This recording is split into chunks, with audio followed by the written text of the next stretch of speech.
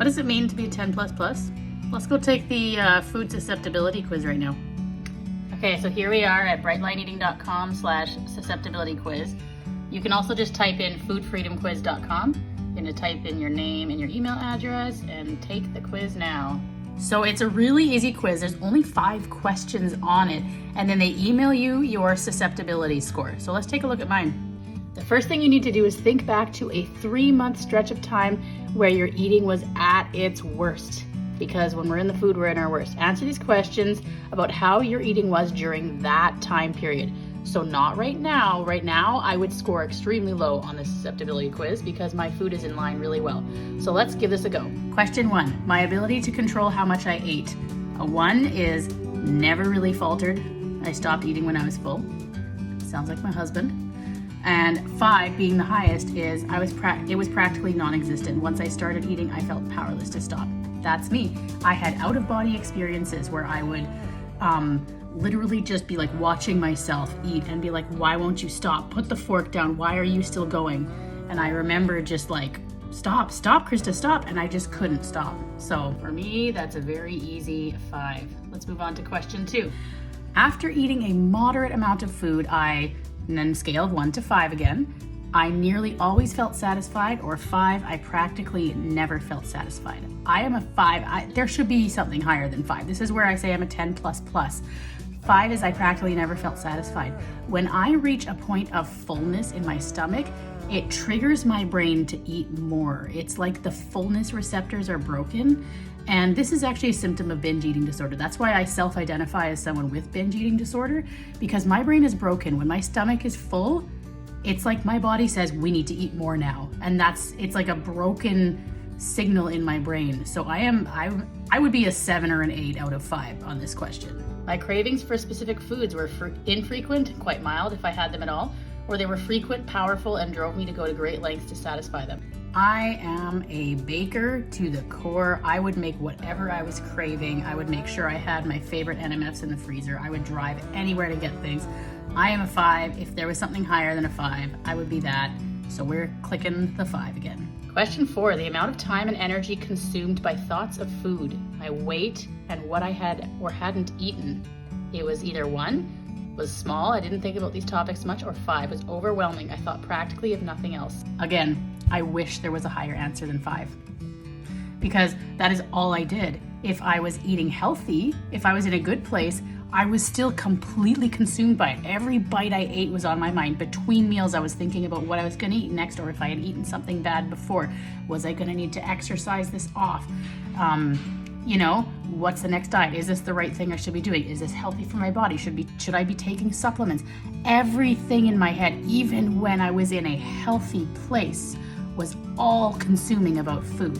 If there was a pie chart showing the energy of my life, almost the entire thing was consumed by my weight, by wanting to eat and having cravings, or by controlling it with every ounce of my effort. Again, I'm hitting 5, but I wish there was a higher answer than that. The last question is pretty simple. In terms of binges, consuming huge amounts of food while feeling out of control and powerless to stop, a scale of 1 to 5.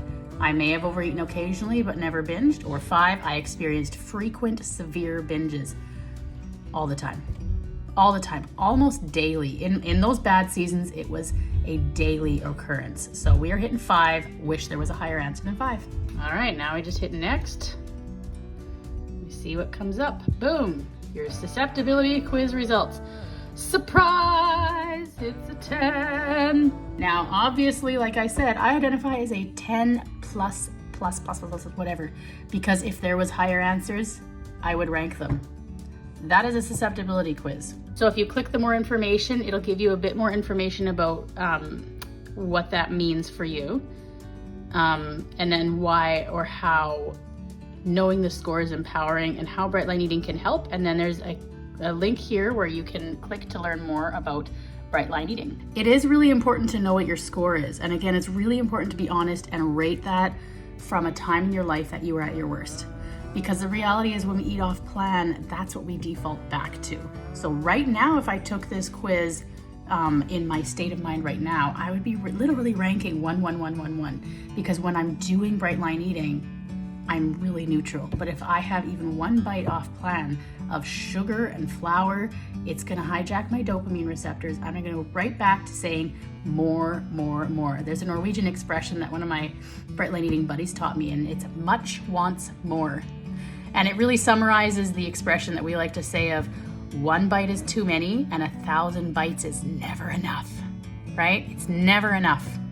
So that describes me in a nutshell. If you have not taken the susceptibility quiz, I strongly encourage you to. You can find it at foodfreedomquiz.com and it'll redirect you to the correct website. It's just an easier link to remember. Whether you have a little bit of weight to lose or a lot of weight to lose, whether you're underweight or overweight, if your brain is being consumed by those food thoughts, Bright Line Eating can help you. Because the reality is what the program does is it tells you exactly what to eat, when to eat it, you're weighing it out, you are trusting that this is enough, and all of a sudden, for the first time in your life, at least for me, I had peace. I didn't even know what to do with it. The thoughts were so quiet in my head.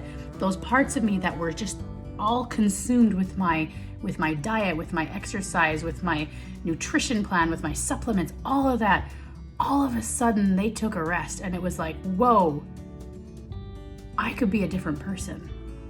And that's the stage I'm in right now. I have lost over 77 pounds, and I have been maintaining that weight loss for, I don't know, 150 more days.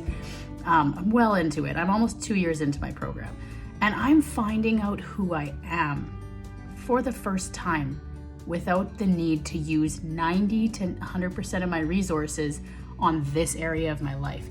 I am realizing my other passions and gifts. I am becoming a better parent. I am becoming a more inspired person. I'm becoming a more spiritual person, if that's even possible.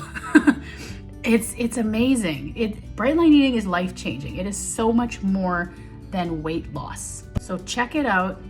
Ask me if you have questions. I'm around. I ain't going nowhere. I'm staying here.